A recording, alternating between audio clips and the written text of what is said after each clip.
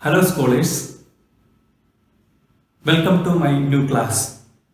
Today we can discuss about hypothesis in research methodology.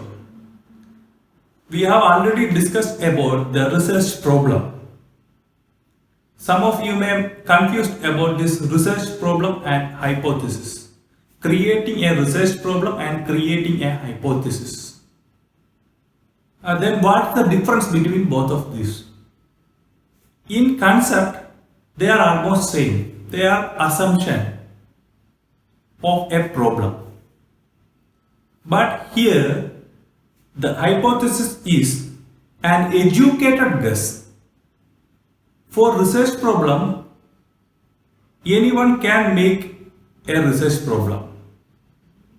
But for creating an hypothesis, we should go through different reviews or different experiments earlier, or we have to follow some early truth or observations. By understanding that or building a platform on the early experiments, we are assuming something or some output. That is called hypothesis. Hypothesis form is employed when the state of existing knowledge and theory permits formulation of a reasonable predictions about the relationship of variables. This is the definition of hypothesis in research methodology.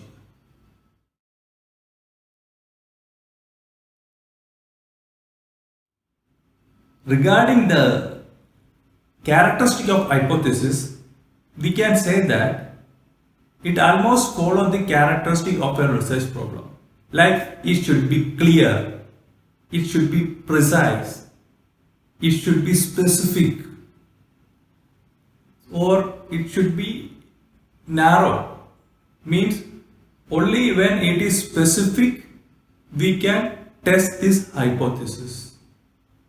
Otherwise, we have to follow different observation and finding or testing this hypothesis will become difficult.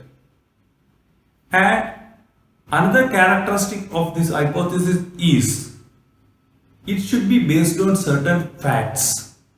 I told you in the definition that we should have an early experience, or we should have an experiment earlier for creating a hypothesis.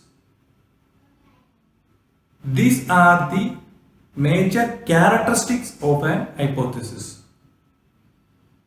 Regarding the hypothesis creation or testing of hypothesis, we have to understand certain basic concepts.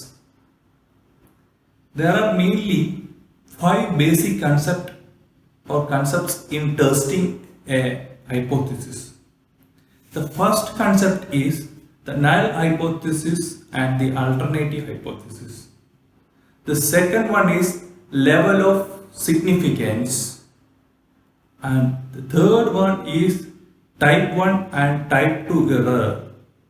That's based on this level of significance. The fourth one is test of hypothesis or decision rule. And the final one is one-tailed or two-tailed output. Let's see each of them in detail.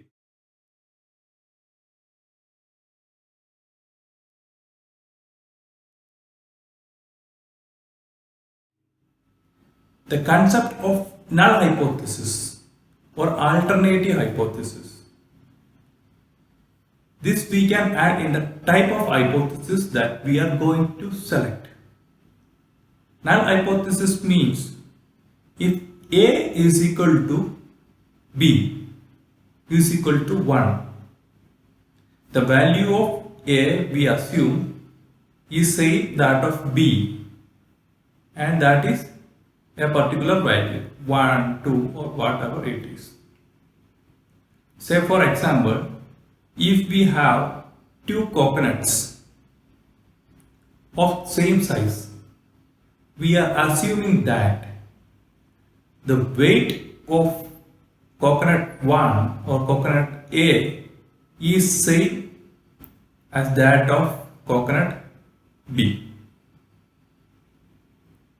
That is null hypothesis.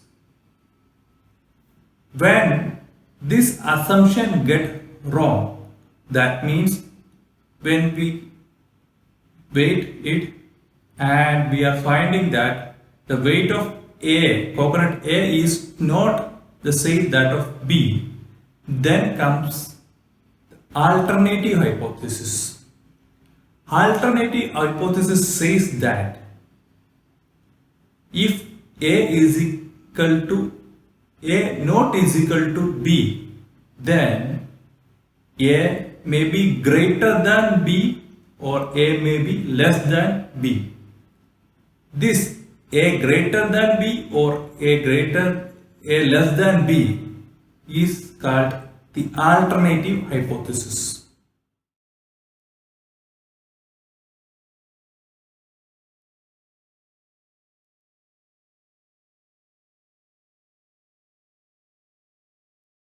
The level of significance we can say as the area of influence we can give for deciding whether to accept or reject the null hypothesis. For example, if I am tossing a coin for 100 times, the probability of coming head is 50 and the probability of coming tail is 50. So the null hypothesis will be tail is equal to head is equal to 50.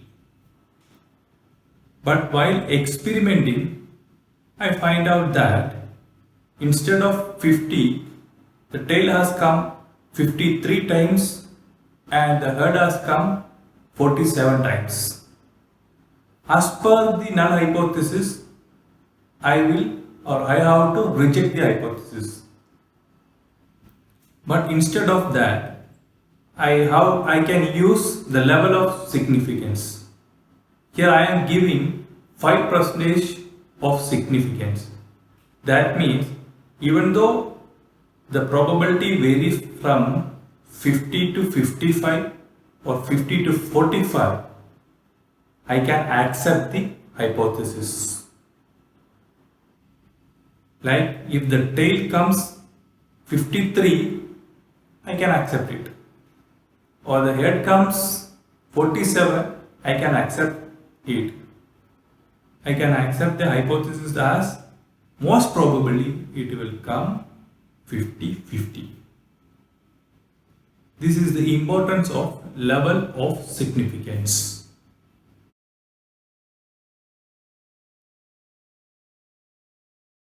The next one is test of hypothesis.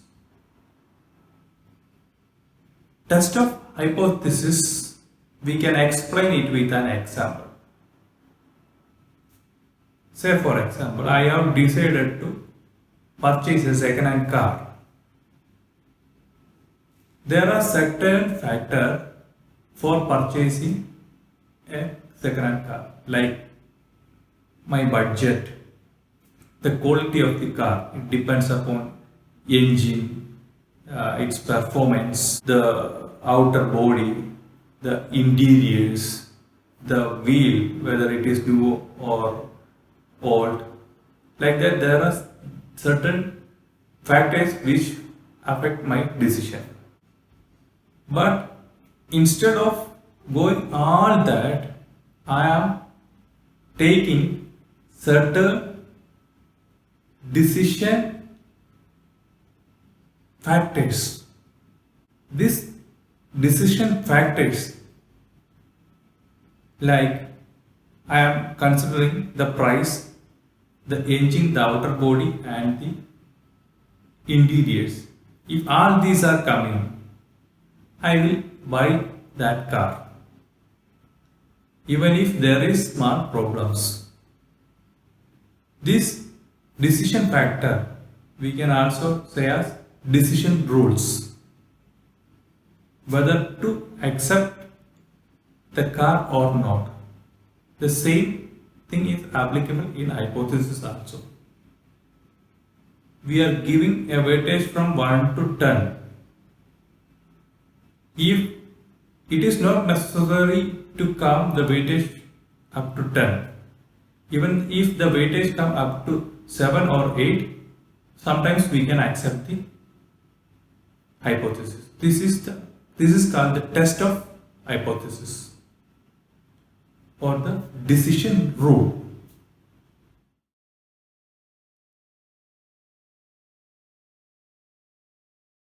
The next one is type 1 error and type 2 error.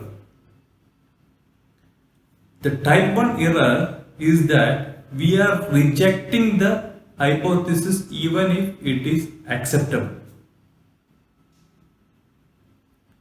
Say, the early example I have told you regarding tossing a coin. Within the limit, buffer limit, that is from 45 to 55, we can accept the hypothesis. Even though the tail comes 54 or 55, we can accept. But instead of accepting that, we are rejecting it. We are accepting only when it comes 50 only. That is type 1 error. And the type 2 error is we are accepting the hypothesis even if it should be rejected.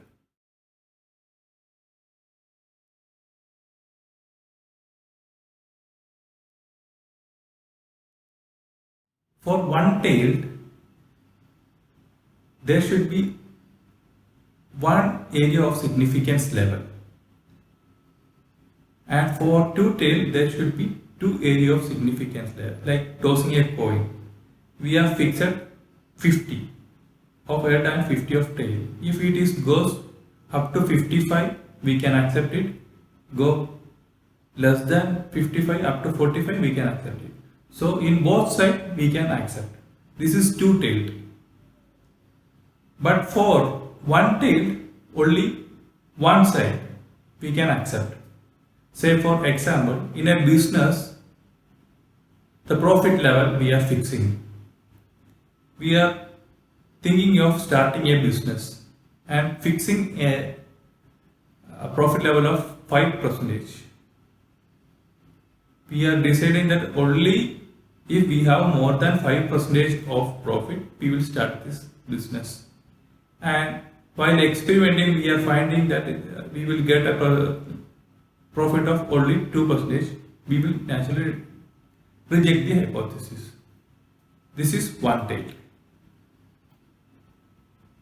These are the basic concepts in testing a hypothesis. As the researchers are from different field, we cannot construct a particular hypothesis for every subject. The type, the quality, and the method of creating hypothesis vary from subject to subject. There are hypotheses for understanding or creating a mean, creating combinations, creating diversification. There are various types of hypotheses. Anyway, by understanding this basic concept, it is easy to create a good hypothesis in any subject. Thank you for watching this video class.